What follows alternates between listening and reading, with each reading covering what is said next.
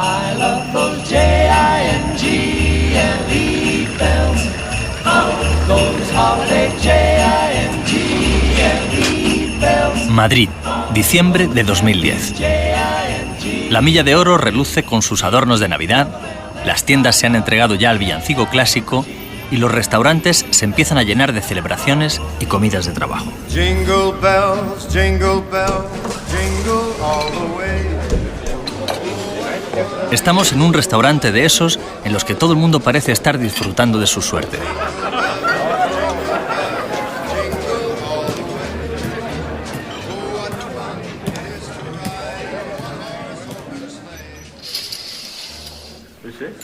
En una mesa, dos amigos comparten anécdotas mientras comen. Se conocen desde hace poco más de un año, pero a ambos les une el gusto por el alpinismo.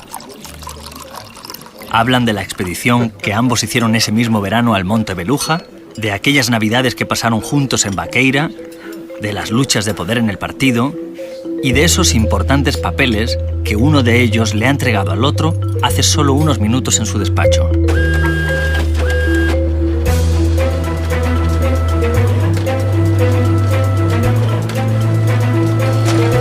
Esos dos hombres son Luis Bárcenas y Jorge Trías.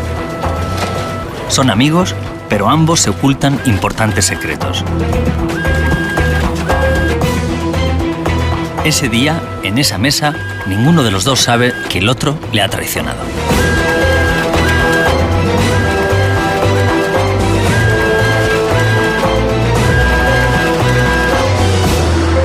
Los papeles. Episodio 1. Crazy. Esta historia empieza 3 años antes con un silbido.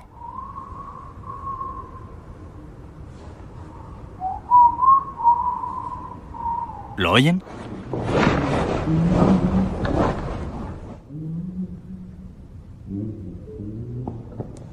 En el minuto 37 anotaba aquí, Peña silba una canción que te quería preguntar cuál era, pero no sé si te acuerdas. No me suena. No sé. Ya veré, porque no es... Mándame el minuto y te lo miro esta tarde en casa, me la oigo y te digo. La persona que silba es José Luis Peñas, exconcejal de Majadahonda, y con el tarareo de esa canción, que ahora no recuerda bien, trata de calmar su nerviosismo ante lo que está a punto de hacer: grabar a su jefe, el empresario Francisco Correa.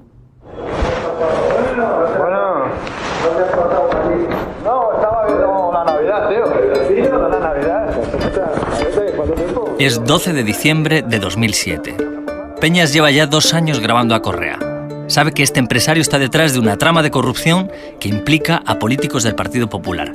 Pero aún no hay investigación judicial, ni policía, ni caso.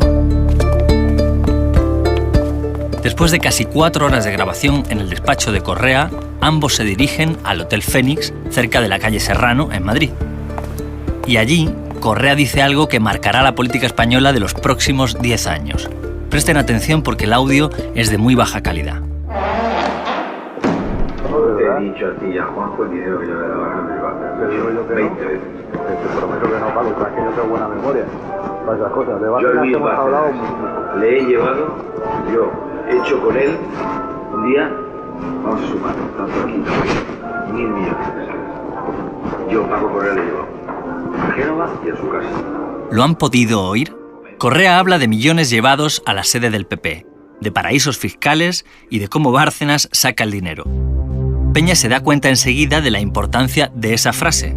Yo a Bárcenas le he llevado 1.000 millones de pesetas. Yo, Paco Correa, se lo he llevado a Génova y a su casa. Tenía muchos nervios y tenía mucho miedo encima. Cuando le oí eso, digo, vale. Lo primero que pienso, te lo digo de verdad, ha merecido la pena esta conversación. O sea, el cangue que estoy pasando, porque incluso en el Fénix, rodeado de gente, estaba cagado ese día. José Luis Peñas nos recibe en un pequeño cuarto de un centro municipal donde trabaja en el barrio de Aravaca. Allí nos cuenta cómo fueron esos días locos en los que grababa al que había sido su amigo. Las 20 horas de grabaciones que tiene Peñas son una fotografía completa de esa España del ladrillo, del gasto desmesurado, las comidas de negocios, los sobornos y los regalos a políticos. En ellas aparecen nombres de exaltos cargos del Partido Popular de 4 comunidades: Valencia, Madrid, Andalucía y Castilla-León. Pero en esa última conversación que hemos escuchado, Correa pone el foco en un apellido que sonaba poco entonces: Bárcenas, el hombre que ha manejado durante 20 años las cuentas del partido.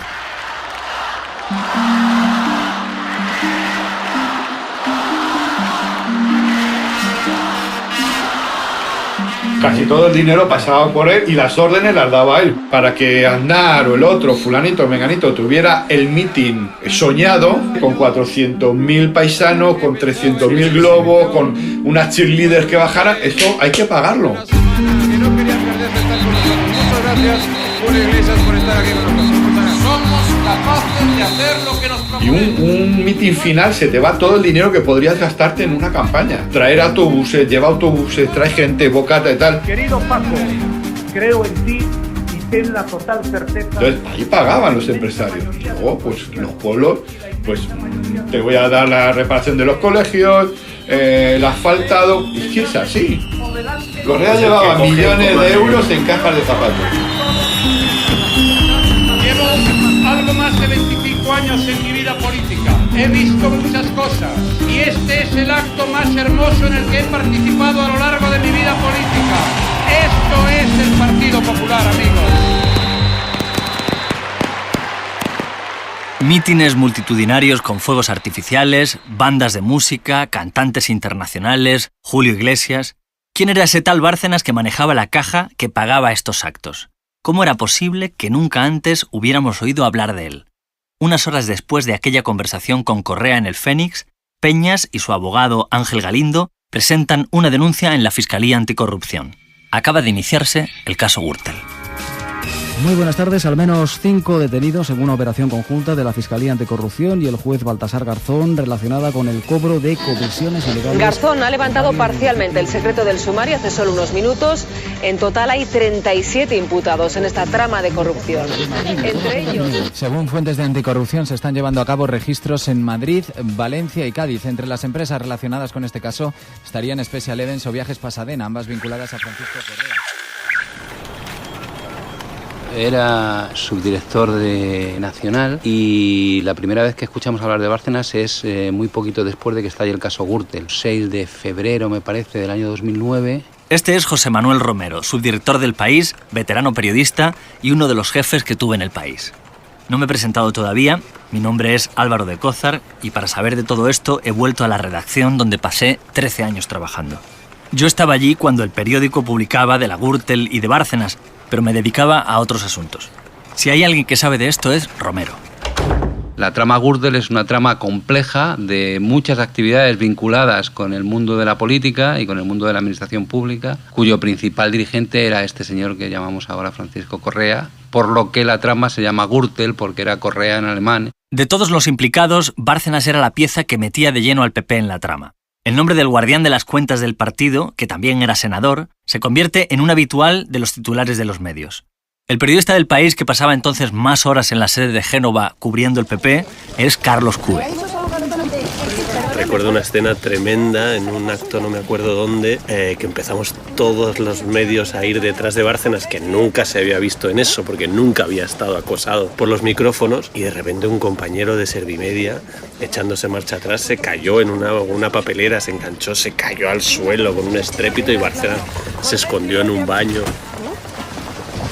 O sea, hubo escenas así de Bárcenas huyendo de la prensa. Era un tipo absolutamente esquivo con el que no teníamos ninguna relación. Desde sus puestos, primero como gerente y luego como tesorero, nombrado en 2008 por Rajoy, Bárcenas había gestionado la caja del partido, un asunto que se había dejado en el PP en una zona de penumbra y que le había proporcionado mucho poder. El gerente es el tipo que te dice que no a todos los aumentos de sueldo, que te dice que no a un viaje que quieres hacer por la empresa pero que es muy caro, que te pide que vayas a un hotel más barato. Bárcenas era el del no. Era un tipo de un carácter horrible, tipo durísimo, muy agresivo, muy duro y un tipo que además imponía muchísimo. La gente le tenía terror a Bárcenas, pero terror auténtico, incluso políticos de cierto nivel y por supuesto los empleados, que son bastantes. Bárcenas controlaba a los gerentes de todas las organizaciones territoriales de un partido que llegó a tener una estructura de 700.000 militantes y centenares de sedes. Tenía una gran memoria. Era alguien metódico que sabía en qué se gastaba cada partida de dinero público que recibía el partido. ¿A qué empresa se le encargaba un evento? ¿A quién se le adjudicaba un contrato? Imagínate la cantidad de favores que hay detrás de eso. Y acababan llamándole a él, que esa era la capacidad enorme de Bárcenas de que todo el mundo le debía favores y él sabía por qué se hacían las cosas. Y el último gerente de Calatayud le tenía que llamar y no sabía muy bien por qué Bárcenas le decía a esta empresa o esta otra empresa. Pero Bárcenas era el factotum, ¿no? ¿Por qué los investigadores de cualquier trama criminal tratan siempre de conseguir que testifiquen los contables? Porque el control del dinero suele ir acompañado de algún método de registro. El de Bárcenas era muy simple. Cada vez que se abría la caja del PP para sacar o meter dinero, el tesorero lo anotaba a mano, en unas hojas de papel.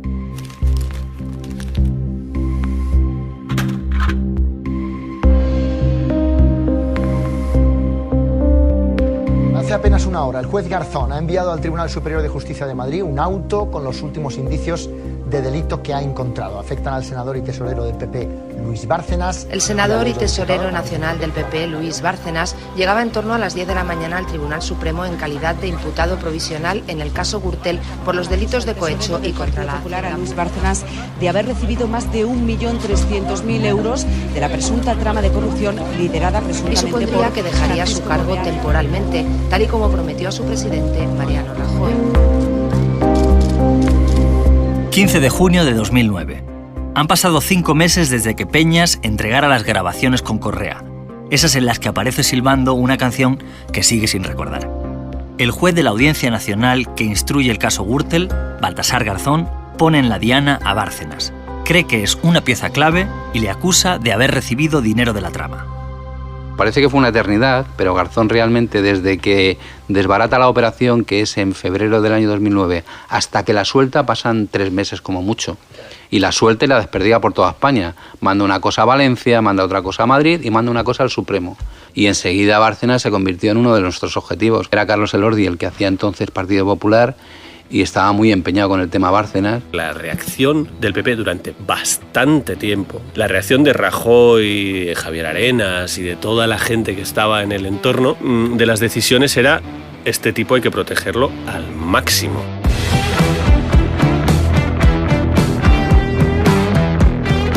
Pero a mí me parece que el señor Bárcenas ha hecho un trabajo extraordinario durante muchísimos años en el Partido Popular. Esta persona ha trabajado para el partido durante muchos años, está convencido, estamos convencidos de su inocencia y eso es lo que está haciendo. Yo creo y estoy segura que Luis Bárcenas es una persona honrada. Ellos afirman su inocencia y yo estoy convencido de que nadie podrá probar que no son inocentes. Esto es cuanto tengo que decir sobre ese asunto.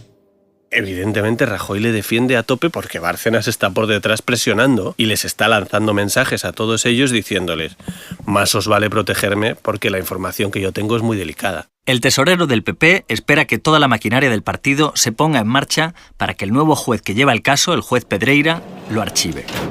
Comienza así una especie de partida de póker en la que Bárcenas de vez en cuando va mostrando algunas cartas. Bárcenas presumía de haberse llevado 9 cajas. Presumía ante mucha gente. Todo el rato para que se supiera, claro. Para que todo el mundo supiera y le llegara a todo el mundo que, ojo, que yo me he llevado 9 cajas de información del partido por lo que pueda pasar. Ahí fue cuando lo publicamos.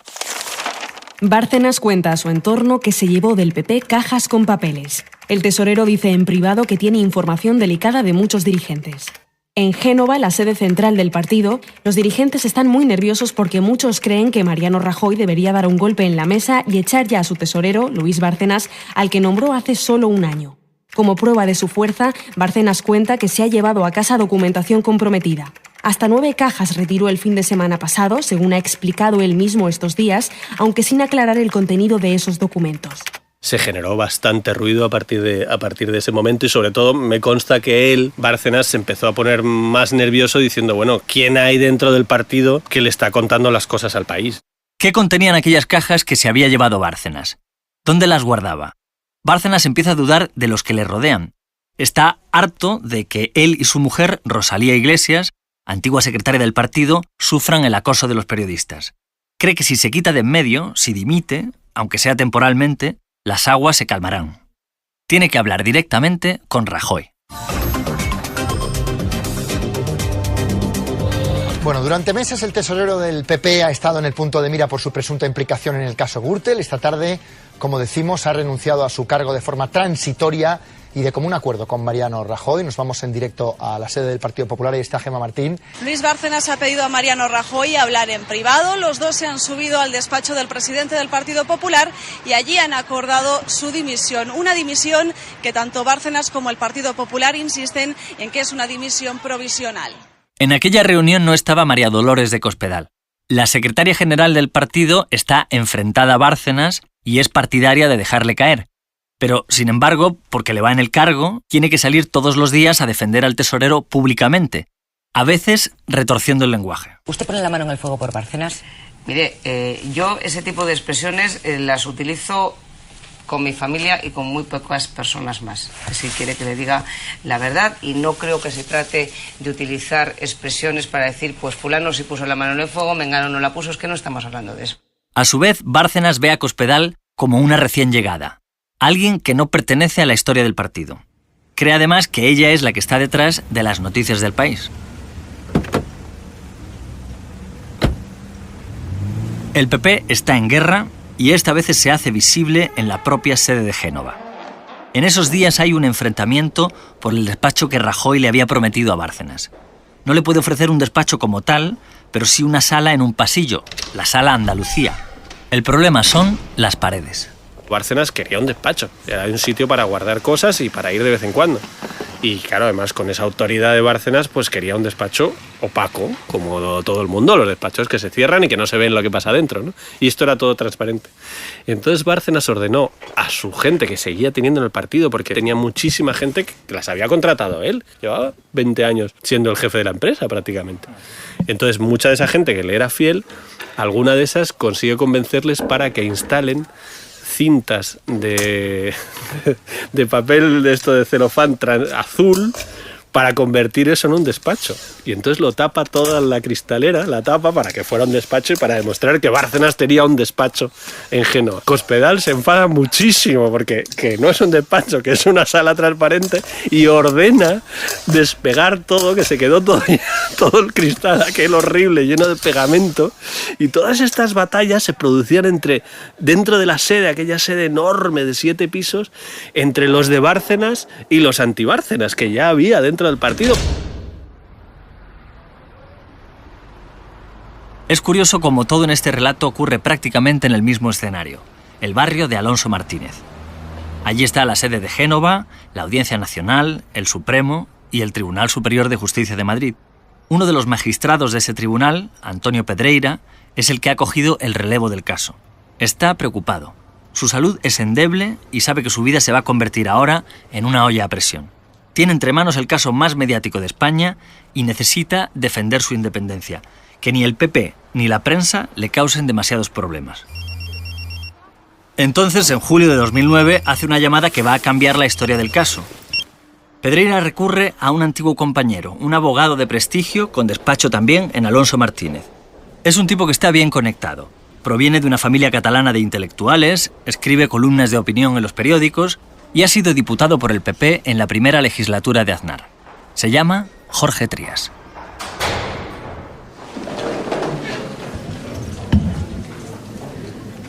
Buenos días. ¿Es usted Jorge Trías Sarnier? Exactamente. Muy bien. ¿Jura o promete decir la verdad? Juro decir la verdad. Por ahora, Trías no ha hablado para este podcast. Tampoco Bárcenas. Sus testimonios los tenemos por las muchas preguntas que han respondido a los fiscales en los interrogatorios y en el juicio que se ha celebrado recientemente. Disculpen de antemano la calidad del sonido.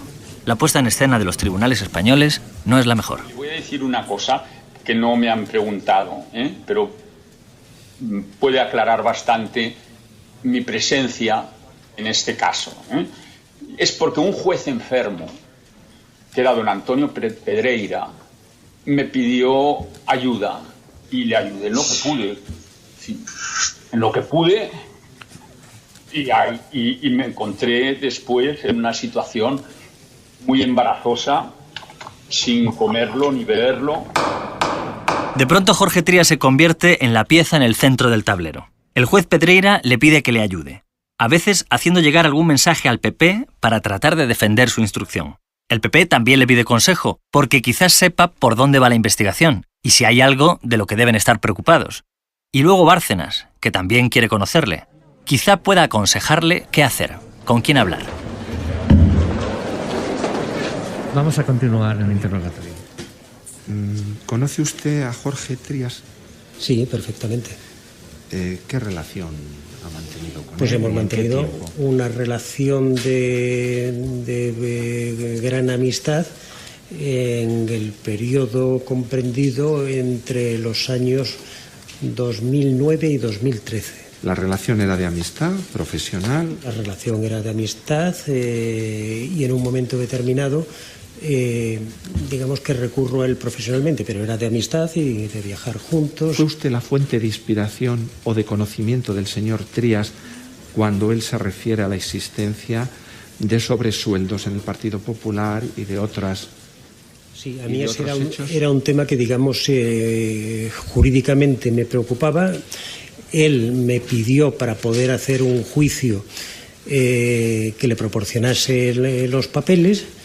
Yo le llevé la carpeta con esa documentación y esa documentación se queda en su despacho. Ese día nos vamos a comer. Volvemos a aquel restaurante de la Milla de Oro en el que comen Bárcenas y Trías en diciembre de 2010. Hace solo unos minutos, el tesorero le ha entregado a Trías 14 hojas manuscritas en las que ha ido registrando a lo largo de los años todas las entradas y salidas de la caja B del PP. Entre ellas, el pago de sobresueldos en negro a los cargos del partido. ¿Por qué Bárcenas decidió darle a Jorge Trías los papeles? ¿Por qué decidió este hacer fotocopias y guardarlas? ¿Por qué un partido que había convertido la lucha contra la corrupción en su lema institucionalizó un sistema corrupto para financiarse ilegalmente? Cuando los veo, le digo por la tarde, se los devuelvo, me hago una fotocopia. Ni sabía siquiera que se había hecho una fotocopia de los documentos. Y le contesto, mira Luis, no hay ningún delito fiscal. Ahora bien, a mí me parece que es un monumental escándalo político. Este es un relato sobre lo que ocurrió con aquellos papeles secretos que Luis Bárcenas elaboró durante los 14 años que estuvo al frente de las cuentas del PP, sobre cómo se publicaron y sobre cómo un grupo de respetables señoras y señores diputados comenzaron a perder el control y a utilizar todos los métodos a su alcance para evitar el escándalo.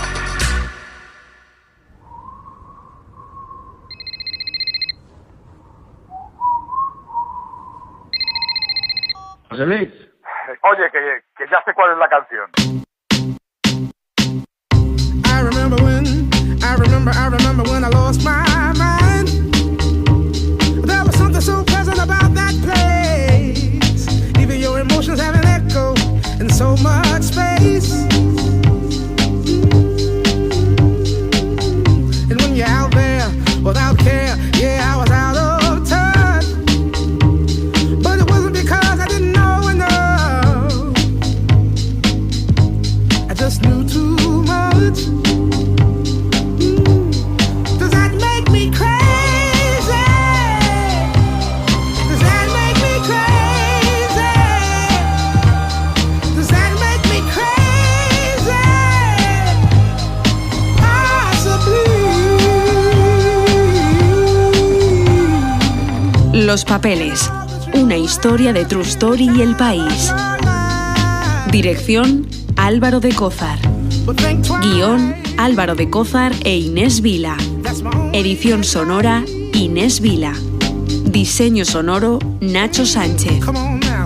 Asistente técnico: Carlos Díaz Marjaliza. Diseño gráfico: Marta París. Producción ejecutiva: Pilar Sayans, Mónica Ceberio y María Jesús Espinosa de los Monteros. I think you're crazy.